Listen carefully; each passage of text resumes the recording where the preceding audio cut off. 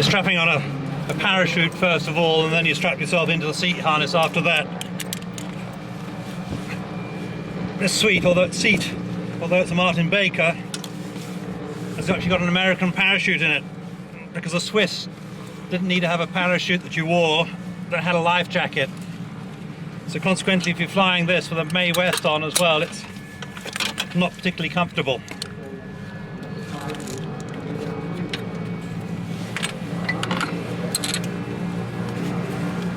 These are the leg restraints that hold your legs in if you have to eject.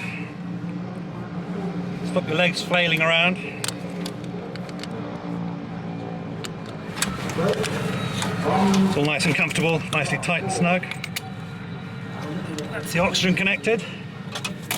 And then there's an emergency oxygen you really need. This is really used if you eject over 10,000 feet and you stay in this, the seat holds you in there until you get below 10,000 feet.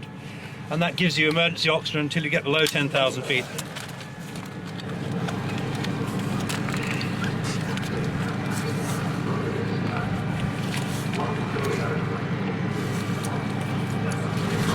The last thing we do, all the pins are out on the seat. The last thing we do is put out the last pin on the seat handle, so I'm now sitting on a live ejection seat. Good. Good, okay.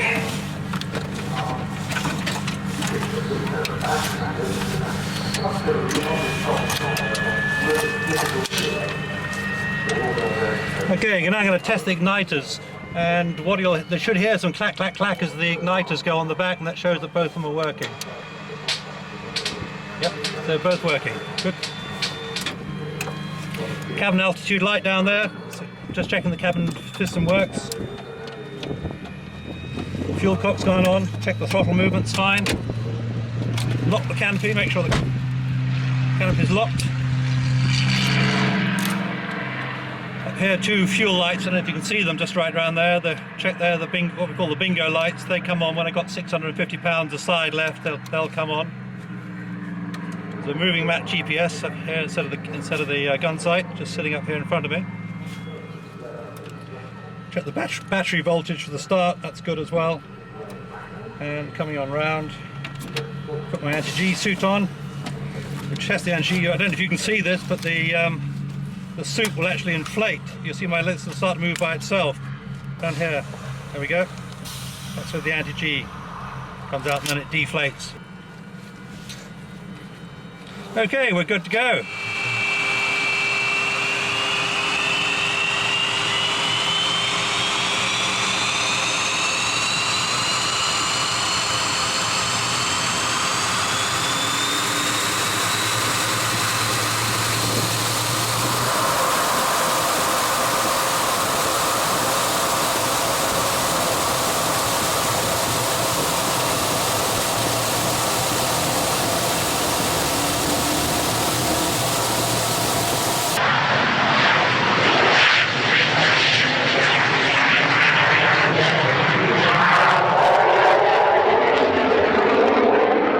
Started life as a Mark IV, belonging to the Navy, Royal Navy, and they used it as an instructional airframe up at Arbroath.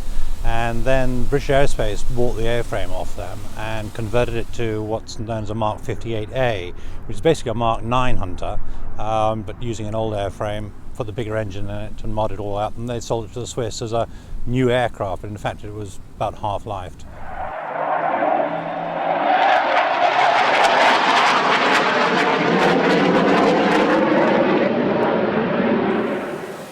If you had two aircraft to own and fly, one would be a Spitfire, one would be a Hunter. They're both beautifully handling aircraft, very simple aircraft.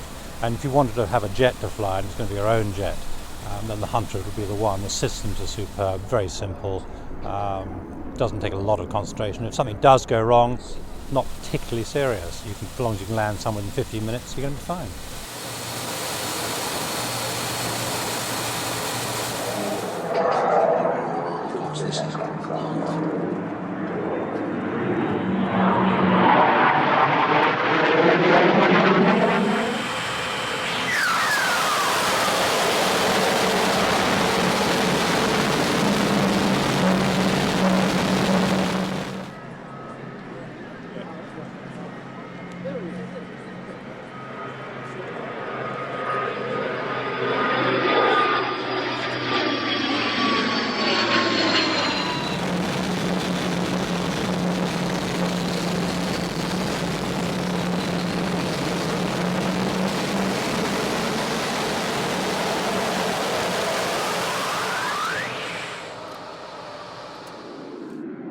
Its strengths would have been its ability to turn.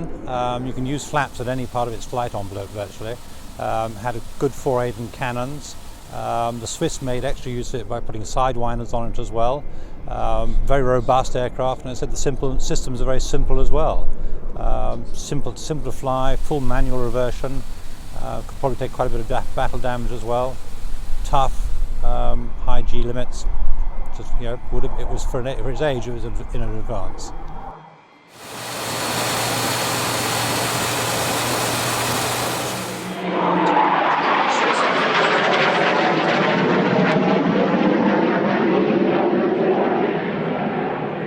Its colour scheme is designed to really show up the design of the Hunter, the beautiful shape of it. So I'm not trying to do anything particularly special, but just trying to present it, get the light on the right sides of it so that it looks good in the from the ground.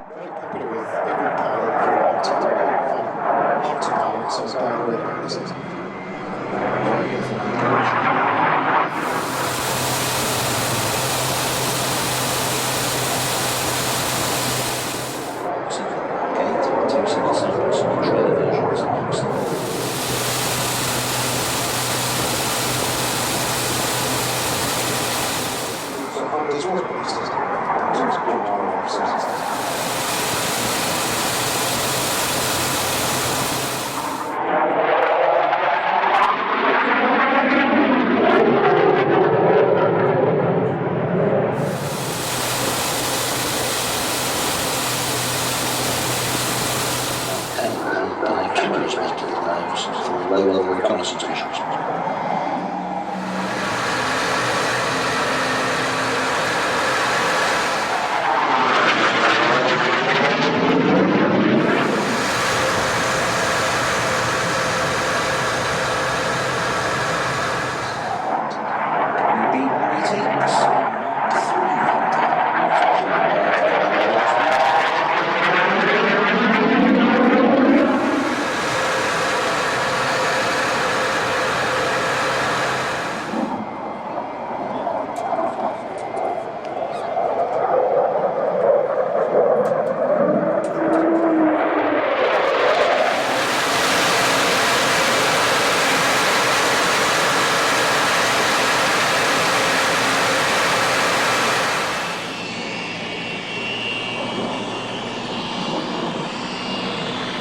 Rolls-Royce 2022.